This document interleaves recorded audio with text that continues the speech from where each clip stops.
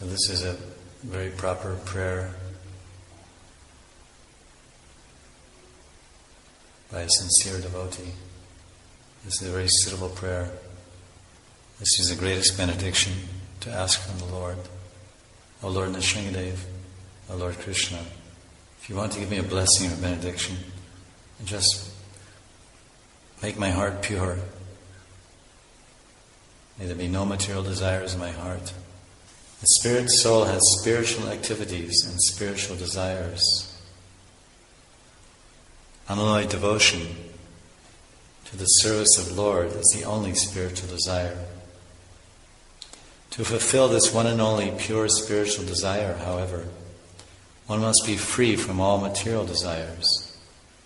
Desirelessness means freedom from material desires. As soon as one has material desires, one loses his spiritual identity and loses everything.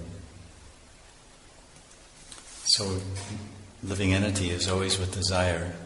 And desire should be one, to serve the Lord and to love the Lord. And so towards the end of it, Lord Nrsingadev, he gives some boons when he replies to Prahlad.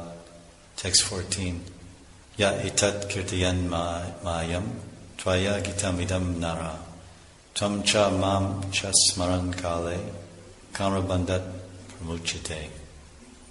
One who always remembers your activities, Prahlad Maharaj, and my activities also, and who chants the prayers you have offered, becomes free in due course of time from the reactions of material activities. So then there's more boons later. Prahlad, Lord Nrsingadev is glorifying Prahlad Maharaj. Text 19, Yatra yatra chamad bhakta prashanta samat darshanaha sarava samudacharas te puyanti kikata.